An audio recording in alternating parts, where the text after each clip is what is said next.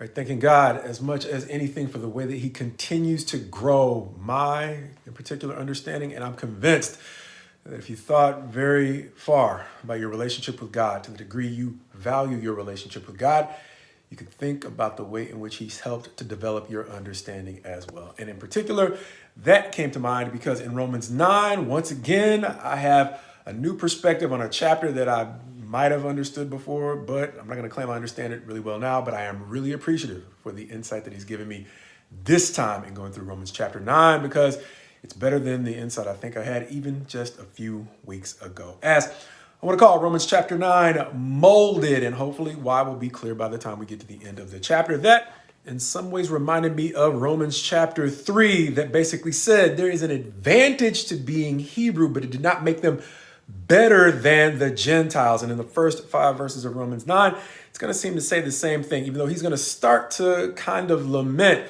the people of Israel who have not yet embraced Christ as the Messiah. He's going to still say that there are advantages to the relationship they have had with God. However, they are not better because without Christ or without fully recognizing who the Messiah is, even they would acknowledge their relationship with God is incomplete. And he is going to say, having missed Christ as that Messiah, that is why he is lamenting for his kinsmen in the flesh, Israel.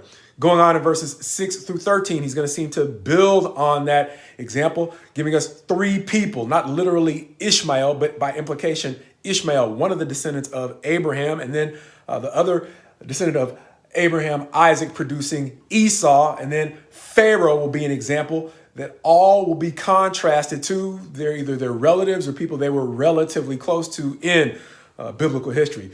Ishmael's counterpart being Isaac. Ishmael was no better than Isaac. As a matter of fact, he might have been worse off. Likewise, Esau was no better than Jacob. As a matter of fact, he might have been worse off. And then likewise, Pharaoh was not better than Israel, even though they served as his slaves. As a matter of fact, after it's said and done, he might have been worse off.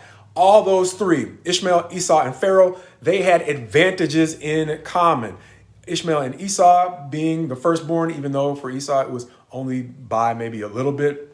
But Pharaoh, likewise, had the advantage of being the ruler of Egypt, the nation that lorded over the Israelites. However, because their advantages gave them a certain level of, I don't know, they gave them a leg up.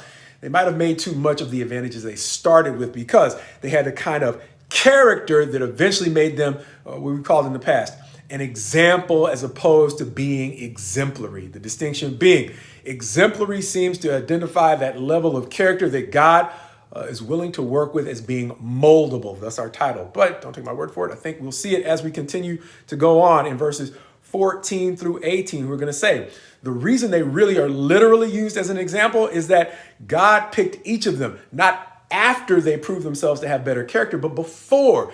Either of them made a decision whether Ishmael was going to be more righteous than Isaac or Esau more righteous than Jacob. God elected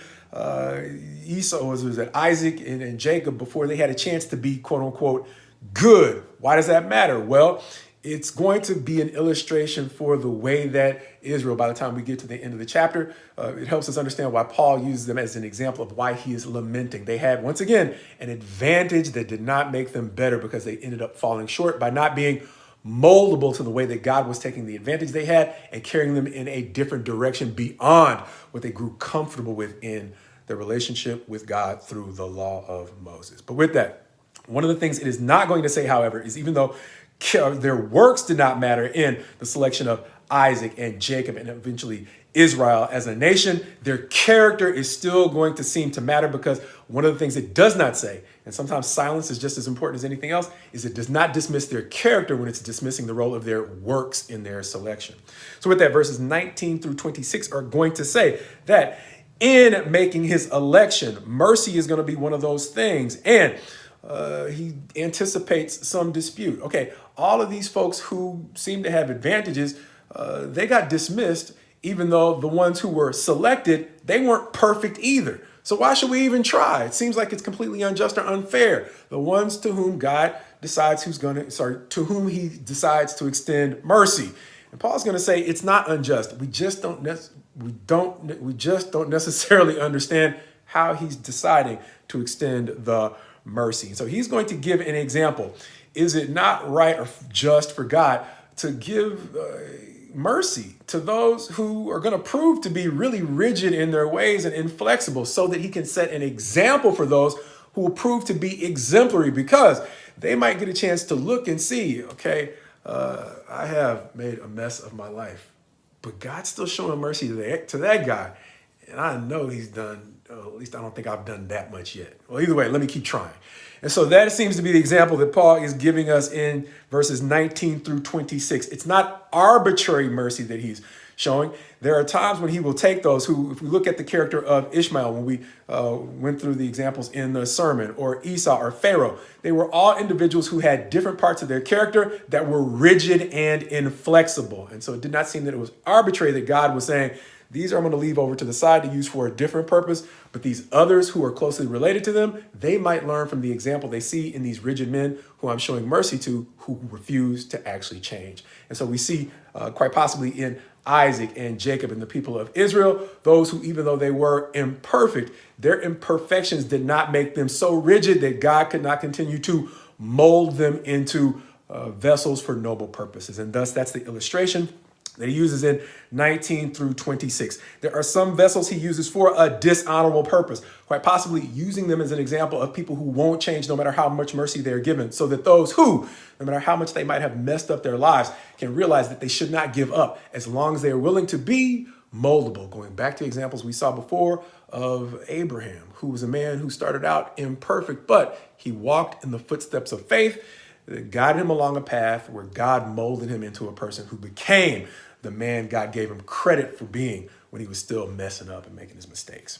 Anyway, with that, he is going to go on from verses 19 through 26 to make it specific to Israel, saying that even his people Israel, even though they were chosen over Pharaoh, it wasn't like they were chosen at random, because even within his people, when they sinned, he punished them in much the same way he punished all the other nations like Israel who sinned before them. And he is going to say in verses 27 through 29, one of the ways we know that is because if God had not left a remnant of his people, they would have been just like Sodom and Gomorrah, nations that he swept away. And so they were not randomly or haphazardly shown mercy. They were still judged according to the standard that God has for righteousness, that word that keeps coming up over and over again, as verses 30 through 33 will show once again the reason why Paul is lamenting for Israel in his day. It's because the same things are seeming to happen all over again. They're finding their justification in their ability to keep the law. And in trying to do it that way, they are actually finding themselves, even though they were more advantaged than the Gentiles, as we said at the very beginning, and going back to chapter 3, they were no better than the Gentiles, who were now about to surpass them to the degree they hadn't already surpassed them, because they were listening to God on the basis of faith, allowing the Spirit to lead them beyond the purpose that God had for the law into a closer relationship with God. And here's the thing with Israel. It's not necessarily that they were perfect in obeying the law. As we saw before, the whole concept of all having sinned and fallen short of the glory of God, that was, I think, a chapter 3 or maybe a chapter 6 concept. And so it wasn't that they were unaware that they were failing at parts of the law. It was that they had basically formed their identity and their self-esteem around those parts of the law that they thought were easier to obey and keep. It became maybe like they're given as an example for us today, even in the church. There are parts of the law that we probably feel more comfortable in obeying. And so what we're really attached to is not our ability to keep the law, because we can be dismissive of the parts, as we talked about before, that are just kind of difficult to keep, or that we just find inconsistent with what we want to do with our life. And so what we're really finding our comfort in is not righteousness as much as it is self-righteousness. It's not, sorry, as much as it is self-righteousness, as much as it is self-righteousness. It's not our ability to obey the law, but it's the way that we have taken a portion of the law and we have turned it into a set of traditions around which we feel really super confident in our ability to keep them, ignoring the fact that there are other parts of the law that we might have dismissed. And so in giving